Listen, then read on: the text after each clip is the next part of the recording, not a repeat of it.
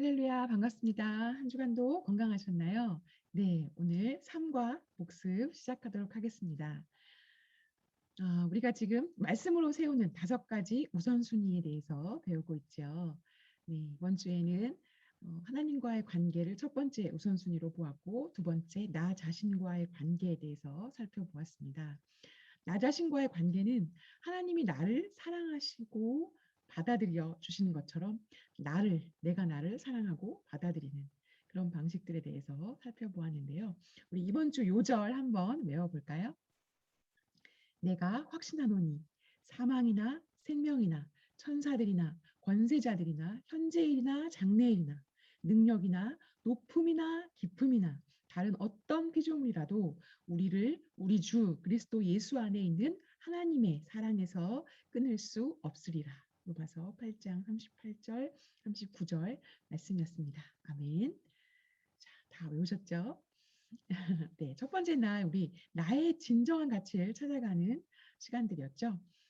그 당시에 사도 바울이 있었던 그 당시에 유대인 남성들은 자신이 여성으로 태어나지 않은 점, 그리고 자신이 이방인으로 태어나지 않은 것, 그리고 자신이 종으로 태어나지 않은 것에 대해서 매일 3번씩 감사했다고 해요. 이 말은 그렇게 태어난 사람들이 굉장히 힘들게 무시당하면서 살았다는 얘기를 말하고 있는 거겠죠. 그런 유대인 남성들에게 바울이 얘기를 합니다. 너희들이 무시하고 너희들이 그렇게 쉽게 생각했던 헬라인, 종, 여성들 모두가 다 한 성령으로 세례를 받아서 한 몸이 되었다. 그리고 다 한 생명을 마시게 하셨다. 이런 말씀을 전한 거죠. 너무나 놀라운 복음이었죠. 자, 그리고 곧 그것이 무엇이냐면 곧 예수 그리스도를 믿음으로 말미암아 모든 믿는 자에게 미치는 하나님의 의다. 그러니까 차별이 없다. 이렇게 말씀하신 거죠. 정말 놀라운 복음이죠. 예수 그리스도를 믿는 믿음으로 모든 사람이 하나님의 의를 입었는데 아무도 차별이 없다라고 하는 말씀이죠. 이 말씀을 조금 쉽게 풀어쓴 현대인의 성경을 보자면 예수 그리스도를 믿는 사람이면 누구나 차별 없이 하나님에게 의롭다는 인정을 받습니다. 네, 너무 놀랍죠. 이 말씀은 우리나라의 선교 한국 초기에도 이것을 통해서 네, 그 당시에 종으로 살아갔던 많은 사람들이 해방을 얻고 똑같이 하나님 앞에서 똑같은 존재로 인정받는 그런 기회가 되었던 것 같아요. 그때뿐 아니라 지금도 마찬가지입니다. 모든 믿는 자에게 차별 없이 하나님이 의롭다고 인정해 주셨습니다. 그리스도를 주로 믿는다면, 구주로 받아들이셨다면 당신은 그분의 사랑과 은혜를 베푸실 대상으로 택함받은 그분의 신부입니다. 당신은 하늘 신랑이 돌보시고 보호하시는 축복받은 여성입니다. 그분은 당신을 사랑하시고 당신을 지극히 소중한 존재로 생각하십니다. 그 증거는 그것을 뭘 보고 아냐면 우리가 아직 죄인 되었을 때 그리스도께서 우리를 위하여 죽으심으로 하나님께서 우리에 대한 자기의 사랑을 확증하셨습니다. 우리를 위해서 죽으신 것을 통해서 자기의 사랑의 증거를 삼으셨다는 말씀이시죠. 우리를 위해 죽으신 그 사랑을 우리가 감사하며 당당하게 나가기를 원합니다. 자, 계속 나의 새로운 정체성에 대해서 이야기를 해볼 건데요. 나는 누구인가? 나는 누구인가? 이번 주에 많이 생각해 보셨나요? 나는 하나님의 형상대로 창조된 존재입니다. 하나님께서 자기 형상, 곧 하나님의 형상대로 남자와 여자를 만드셨다고 말씀하셨죠. 말씀에 있는 대로 그대로 믿으면 나는 하나님의 형상을 반영하는 존재입니다. 그렇기 때문에 내가 너무나 귀한 존재인 거죠. 하나님이 내가 나를 바라보는 것이 아니라 하나님이 나를 바라보시는 그 눈으로 나 자신을 바라보기를 원합니다. 자, 우리 오늘 편지 한 장을 읽어볼 텐데요. 어떤 편지냐면 사도 바울이 에베소 교인들에게 보내는 편지인데요. 당신들이 어떤 능력을 볼 수 있는지에 대해서 편지를 썼어요. 한번 그 편지 속으로 들어가 볼까요?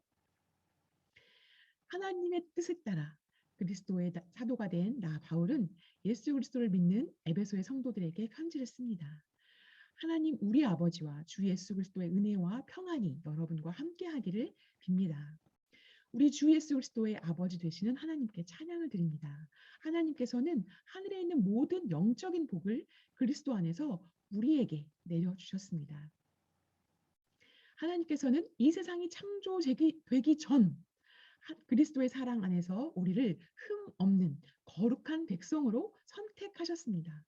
또한 그때부터 예수 그리스도를 통해 우리를 자녀 삼으시기로 작정하셨습니다. 하나님께서는 이 일을 바라시고 또 기뻐하셨습니다. 놀라운 은혜를 내려주신 하나님을 찬양합니다. 하나님께서는 아무 대가를 바라지 않으시고 은혜를 베풀어 주셔서 사랑하는 아들, 독생자 예수 그리스도를 우리에게 보내주셨던 것입니다. 그리스도 안에서 우리는 그의 보혈로 자유함을 얻었습니다. 또한 하나님의 풍성한 은혜로 죄사함도 받았습니다. 하나님께서는 풍성한 지혜와 지식으로 우리에게 한 가지 비밀을 가르쳐 주셨습니다. 그것은 하나님께서 그리스도를 통해 우리를 구원하시려는 뜻을 가지고 계시다는 것이었습니다. 때가 되면 하나님은 그 계획을 분명히 이루실 것입니다. 땅과 하늘에 있는 모든 것의 으뜸이 되신 그리스도 예수 안에서 하나가 될 것입니다. 모든 것을 그의 뜻대로 이루시는 하나님께서는 오래전에 이미 우리를 하나님의 백성으로 예정해 놓으셨습니다. 그리스도 안에서 첫 소망을 가진 우리들을 통해 하나님께서는 찬양을 받기 원하십니다. 여러분이 구원의 기쁜 소식인 진리의 말씀을 듣고 믿었을 때 하나님께서는 그 표시로 우리에게 약속하신 성령을 보내주셨습니다. 성령이 우리와 함께 하실 때 우리는 하나님께서 약속하신 모든 것을 받을 것입니다. 성령은 하나님께 구속함을 받은 모든 자들에게 큰 자유를 주셔서 하나님께 찬양을 돌리게 하실 것입니다. 그러므로 내가 주 예수님을 믿는 믿음과 성도들을 향한 여러분의 사랑을 전해 듣고 항상 기도 가운데 여러분을 기억하고 하나님께 감사하고 있습니다. 우리 주 예수 그리스도의 하나님 영광의 아버지께서 지혜와 계시의 영을 여러분에게 주셔서 하나님을 더 잘 알게 하시며 여러분의 마음을 밝혀 우리에게 주시려고 예비해 두신 것을 깨닫도록 기도합니다. 또한 하나님의 백성에게 약속하신 복이 얼마나 풍성하고 놀라운지 깨닫도록 기도하고 있습니다. 믿는 자 안에서 역사하시는 하나님께서는 그 큰 능력으로 그리스도를 죽은 자 가운데서 살리시고 하늘에 계신 하나님 우편에 앉게 하셨습니다. 하나님께서는 그리스도를 모든 지배자, 권세자, 왕들, 이 세상 다음 세상에 있을 그 어느 누구보다도 뛰어나게 하셨습니다. 하나님께서는 만물을 그의 발 아래 두시고 그리스도를 교회의 머리로 삼으셨습니다. 교회는 그리스도의 몸이며 모든 것을 넘치도록 채우시는 분이 계신 곳입니다. 내가 바로 그리스도의 성전입니다. 너무나 놀랍죠? 우리 바울의 편지를 통해서 우리 마음에 큰 위로와 힘을 찾으시기를 바랍니다. 자, 나는 누구인가? 라는 질문에 다시 한번 답해 볼까요? 나를 나답게 하는 것은 무엇일까요? 하나님이 처음에 만드셨던, 창세부터 택하셨던 하나님이 주신 나만의 모습은 과연 어떤 것인가요? 나를 만드신 특별한 목적을 이번 주에 알아보셨나요? 체험하셨나요? 느끼셨나요? 그러므로 주 안에서 갇힌 내가 너희를 권하노니 바울이 말하죠. 너희가 부르심을 받은 일에 합당하게 행하여 부르심을 받은 일이 있다는 거죠. 우리 모두에게. 우리 각 사람에게 그리스도의 선물의 분량대로 은혜를 주셨다고 말씀하고 있습니다. 자, 우리에게 특별하게 주신 그 성령의 은사는 하나님께서 주신 그 은사는 하나님께로부터 온 것입니다. 내가 잘나서 내가 가르치는 은사가 있는 게 아니라 내가 잘나서 내가 언어의 능력이 있는 것이 아니라 내가 잘나서 섬기는 일을 할 수 있는 게 아니라는 거죠. 그것은 하나님의 선물입니다. 선물은 받는 사람이 어떤 일을 한 것이 아니죠. 하나님의 선물입니다. 하나님께로 왔기 때문에 우리는 그것을 내가 했다고 자랑할 수가 없습니다. 이 일을 행할 때 반드시 성령님이 일하고 계신다는 그 증거가 나타나야 합니다. 예를 들면 내가 이 일을 할 때 마음의 평강을 얻습니다. 내 마음이 너무 기쁩니다. 그리고 이 일을 할 때 사람들과의 관계 가운데서 성령의 열매가 나타납니다. 성령의 열매 뭔지 아시죠? 사랑과 희락과 화평, 인내, 자비, 양선, 충성, 온유, 절제 이런 성령의 열매들이 내가 이 일을 할 때 사람들 관계 안에서 그것이 나타난다는 거죠. 그것이 성령님이 일하신다는 증거가 된다는 거죠. 이 성령의 은사, 우리가 하나님이 우리에게 주신 그 능력, 영적인 은사와 재능이 무엇인지를 발견하는 것이 중요합니다. 하나님이 내게 주신 영적인 은사에 대해서 알아가면 알아갈수록 지금도 늦지 않았습니다. 이미 알고 계신 분들은 감사하고 찬양하십시오. 그걸 통해서 내가 얼마나 소중하고 특별한 사람인지를 알게 되는 것이죠. 중요한 것은 그것을 나의 영적인 능력, 하나님께서 주신 그 은사, 특별한 선물을 하나님을 사랑하고 섬기며 예배하는 데에 사용하는 것이 중요합니다. 그것을 나를 자랑하는 데 사용하는 것이 아니라 하나님을 예배하는 데, 많은 사람들이 하나님께로 돌아오도록 하는 일에 사용되는 것이 중요합니다. 이 모든 것은 하나님 말씀하실 때 우리의 이 모든 영적인 은사들은 그리스도의 몸을 세우려 하신 것이다 라고 말씀하고 있습니다. 우리를 자랑하거나 우리를 드러내기 위한 것이 아니라 그리스도의 몸 전체 하나 된 그 몸을 함께 세우고자 하신 것이라고 말씀하고 계십니다. 그럴 때 우리 마음에 진정한 기쁨이 있는 거죠. 그리스도의 몸이 만들어져 갑니다. 우리의 은사를 통해서요. 자, 나의 진정한 모습을 받아들이고 또 하나님이 주신 은사를 발견해 나가기 위해서 나의 한계를 이해하고 그 안에서 균형을 유지하는 것이 굉장히 중요하다고 많이 강조하고 있죠. 우리 모두는 내면의 결핍이 있습니다. 인정에 대한 욕구가 있습니다. 내 마음의 구멍이라고도 얘기를 하죠. 뭔가 채워지지 않는 갈급함들이 내 안에 있습니다. 이것들은 하나님이 만들어 놓으신 거죠. 자, 이 내면의 결핍과 인정에 대한 욕구들을 이런 욕구를 사람들에게서 찾으려고 사람에게서 끊임없이 너 정말 잘해. 너 그런 사람이구나. 라는 그런 얘기들을 듣고 싶어서 사람들에게서 채우려고 계속 내가 사람들에게 매달린다면 사람들이 지칩니다. 사람들이 지치고요. 또 나도 그것이 다 채워지지 않습니다. 끊임없이 갈급하면 끊임없이 부족하고 끊임없이 요구하게 돼서 서로 힘든 일이 되겠죠. 하지만 그 인정받고 싶은 욕구를 하나님이 나를 너무나 나를 사랑하시고 나를 만드셨고 그분의 형상대로 만드셨다는 그 사랑을 그대로 받아들일 때 이 내 안에 구멍이 채워지고 그 채워진 가슴과 이 나의 몸으로 다른 사람들을 오히려 마음껏 사랑할 수 있게 된다는 거죠. 놀라운 비밀이죠. 자, 우리의 마음을 채우시고 우리 마음을 변화시킬 수 있는 분은 오직 하나님이십니다. 아무 누구도 어느 사람들도 그것을 채울 수는 없습니다. 우리가 그래서 하나님 앞에 고백하는 것이 필요합니다. 우리 삶에서 이기심 그리고 사람들에게 잘 보이려는 마음, 사람들로부터 내가 뭔가를 채우려고 하는 그런 마음들을 자만심을 없애주세요. 이 모든 일이 하나님의 손에 있음을 믿습니다. 하나님의 말씀 안에서 순종하겠습니다. 내 자신을 그대로 내려놓는 우리의 마음이 필요하겠죠. 같이 읽어볼까요? 너희 몸은 너희가 하나님께로부터 받은 바 너희 가운데 계신 성령의 전인 줄을 알지 못하느냐. 너희는 너희 자신의 것이 아니라 값으로 산 것이 되었다.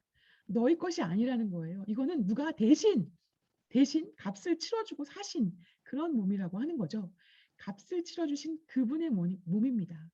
그런즉 너희 몸으로 하나님께 영광을 돌리라. 우리의 몸의 값을 치러주신 하나님께 우리의 몸으로 영광을 돌리라는 것이죠. 돌리기를 원합니다. 우리의 몸으로 하나님께 영광을 돌리기를 원합니다. 자, 우리의 몸은 하나님의 성령, 하나님의 전이라고 했습니다. 우리의 몸은 하나님이 처음부터 각 사람에게 맞는 특별한 목적을 가지고 만들어 주셨다는 사실을 우리가 믿고 인정한다면 그 사실을 즐기기를 바랍니다. 키가 커서 속상하기도 하고요. 덩치가 너무 커서 굉장히 억울한 것 같고 속상한 일이 있는 것 같지만 그 사실을 하나님이 나에게 가장 좋은 것으로 나에게 딱 맞게 만들어 주셨다는 그것을 믿는다면 우리가 나의 몸을 마음껏 즐길 수 있기를 바랍니다. 나의 몸을 건강하게 하나님께서 가장 잘 만들어주신 이 몸을 건강하게 유지하는 것도 우리가 하나님께 영광을 돌리는 일이겠죠. 작은 일부터 하나씩 생활 방식 안에서 만들어가는 것도 너무 중요한 것 같습니다. 이번 주에 서로 나누셨을 텐데요. 네, 저도 500ml의 물, 500ml 컵을 가지고 이거를 하루에 4번 먹는 걸로 하나씩 만들어 가려고 합니다. 이런 습관들을 만들어 가려고 합니다. 몸을 훈련하면 우리의 몸을 건강하게 계속 유지하는 것 자체가 하나님께 더 가까이 나아가고 하나님의 마음을 또 하나님이 주시는 그 사랑을 평안하게 풍부하게 느낄 수 있는 그런 길이 될 수 있는 것 같습니다. 하나님의 사랑으로 하나님이 나를 사랑하시는 방식으로 나를 사랑하고 나를 받아들이는 방법은 또한 하나님이 정해주신 한계 안에 머무는 것이라고 할 수 있습니다. 경계선을 주셨다는 건데요. 경계선. 자, 이게 굉장히 답답한 경계선일 수 있는데 이게 어떻게 나 자신을 사랑하고 받아들이는 방법이 될 수 있을까 생각해 보셨나요? 네, 경계선은 보호를 위한 경계선입니다. 밑에 바다와 산이 있는데요. 하나님이 바다는 여기까지, 산은 여기까지, 땅은 여기서부터 시작되는 거야 라고 한계를 정해주셨습니다. 바다의 물고기는 바닷속에 있을 때 가장 안전하고 즐길 수 있습니다. 우리는 땅 위에 살 수 있는 그런 한계들을 정해주신 거죠. 그 한계가, 그 경계선이 우리가 가장 자유로울 수 있는 보호선이 될 수 있다는 거죠. 그 경계선, 우리를 보호하는 그 경계선으로 하나님은 우리에게 십계명을 주셨습니다. 십계명 다 기억하시죠? 하나씩 만나보셨죠? 첫 번째 계명, 유일하고 참되신 하나님만 섬겨라. 라고 하는 것이 우리의 경계선이라고 하는 거죠. 하나님만 섬기지 않을 때 우리가 얼마나 어떻게 완전하게 무너질 수 있는지를 하나님은 보여주셨어요. 우리 가스펠 프로젝트 구약을 보면서 계속 느끼고 있는 거죠. 하나님을 섬기지 않을 때 인간이 어떻게 몰락해 가는지를 보고 있습니다.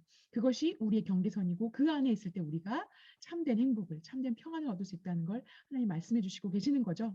두 번째는 경건하게 자녀를 우상으로 만들지 말고 경건한 자녀로 길러라 라고 얘기를 했죠.